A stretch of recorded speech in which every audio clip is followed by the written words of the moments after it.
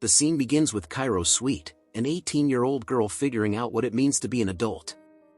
Living alone in a mostly empty house, since her lawyer parents are constantly away, she finds solace in writing and dreams of being truly loved, hoping it will end her persistent loneliness. One day, as she enters her classroom, she finds Jonathan Miller, the literature teacher, already there, an hour early. They exchange a few words, with Cairo mentioning she lives in Level Hill. Surprised, Jonathan hands her the reading list for the course. Cairo, however, reveals she's already read every book, leaving Jonathan stunned and visibly impressed. Soon, her friend Winnie shows up, and the two head out for a quick snack, while Jonathan, likely intrigued, inspects Cairo's books, trying to decode the literary mysteries she might hold. Later, Boris, a friend and colleague of Jonathan's, arrives and picks up a book on the table, an erotic fiction Cairo had brought along. Without hesitation, Boris starts reading passages aloud, causing Jonathan to chuckle awkwardly as he tries to reclaim the book before things get out of hand. The tension rises further when Boris discovers Cairo is the only person who ever checked that book out from the library.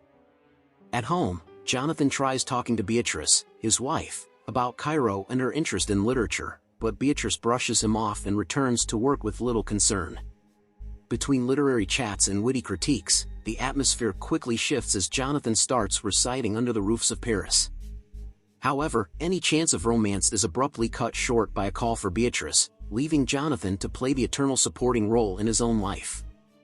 The next day, Jonathan and Boris chat in the courtyard about their weekends, which Boris describes as a total disaster. They gaze at the nearby woods, and Boris theatrically mentions he believes it's haunted. Coincidentally, Cairo emerges from the woods and greets them, creating a funny moment as she calmly responds that she's not afraid of spirits. After all, she's the scariest thing in those woods. Meanwhile, Winnie, full of mischief, sidles up to Boris and starts teasing him with not-so-subtle insinuations. Amid exchanged glances and giggles with Cairo, Winnie reveals her plans to pursue Boris, creating a fun and slightly odd triangle of looks. Later, Winnie is at Cairo's house, smoking and commenting on Cairo's parents' prolonged absence. In an attempt to steer the conversation away, Winnie suggests a makeover for Cairo, saying she can be both smart and attractive. During this impromptu makeover, Cairo tries to write an essay for Yale but gets stuck on the question about her greatest achievement, a common struggle, right? Winnie, always practical, advises Cairo to go live something interesting before writing about it, saying experience is everything. In a candid moment, Cairo asks Winnie if she's serious about dating Boris. The answer? Of course, nothing like an older guy for her first time. With sighs and confessions, the young friends seem to be living an alternate script. Back at school, Cairo and Jonathan share knowing glances.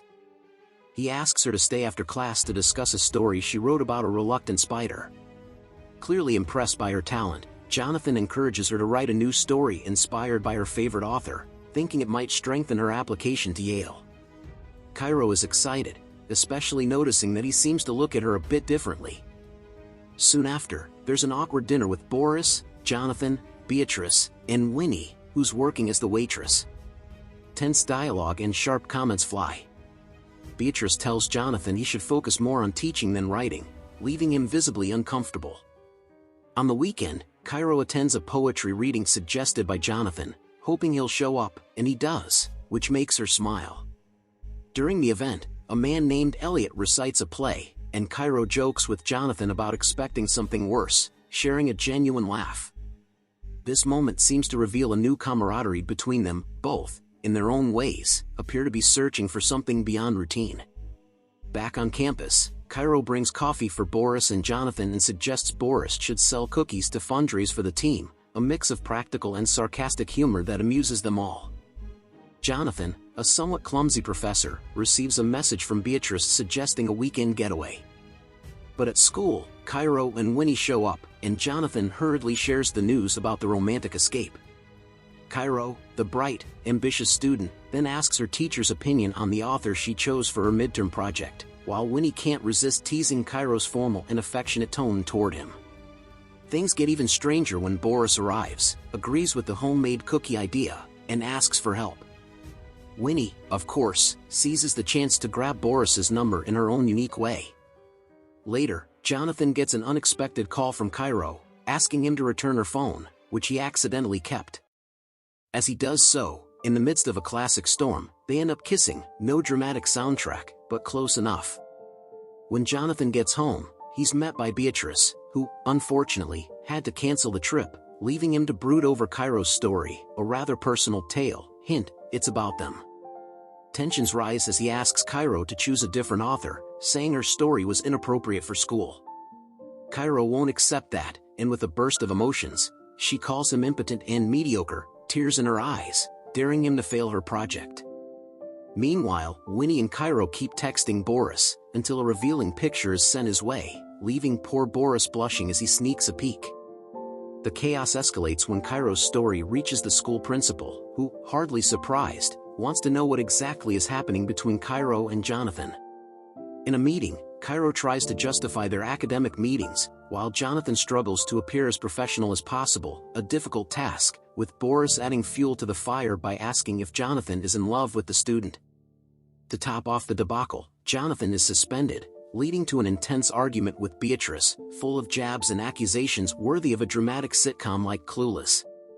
In the end, Winnie, concerned about the situation, confronts Cairo, but gets hit with a bombshell. Cairo plans to testify against Jonathan at the school board and even blackmails Winnie with compromising material involving her and Boris. In the final climax, we see Jonathan lose his job, with Boris and Winnie behaving like complete strangers.